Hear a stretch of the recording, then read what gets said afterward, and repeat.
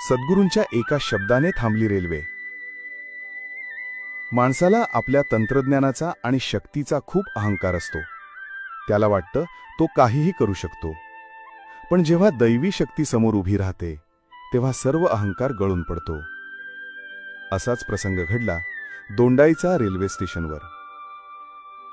महाराज एका रेल्वेच्या डब्यात शांतपणे बसले होते। तिकीट तपासणीस आला आणि त्यांच्या साध्या वेशाकडे पाहून त्यांना अपमानित करू लागला।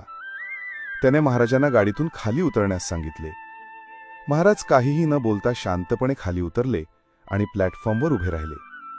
त्यांनी फक्त एकच वाक्य म्हटले, ठीक आहे, आम्ही खाली उतरतो, पण ही गाडी आता पुढे कशी जाते तेच आम्ही पाहतो। ड्रायव्हरने हॉर्न वाजवला, इंजिन सुरू होते, चाके फिरण्याचा प्रयत्न करत होती, पण आश्चर्य, संपूर्ण रेल्वेगाडी एक इंचभरही पुढे हलेना। सर्व प्रवासी, अधिकारी आणि तो तिकीट तपासणीस हैराण झाले।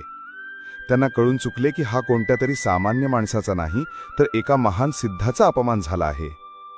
अखेर स्टेशनचे मोठे अधिकाऱ्यांनी आणि त्या तिकीट तपासणीचाने महाराजांच्या पाया पडून त्यांची क्षमा मागितली। तेव्हा कुठे महाराजांनी गाडीला जाण्याची आज्ञा दिली आणि रेल्वे पुढे धावू लागली। ही लीला हेच शिकवते की संतांचा अपमान करू नये, कारण ते जरी शांत असले तरी त्यांच्या पाठीशी असलेली शक्ती संपूर्ण सृष्टी चालवते। परमपूज्य सद्गुरु संत श्री मंगलनाथजी महाराज की जय।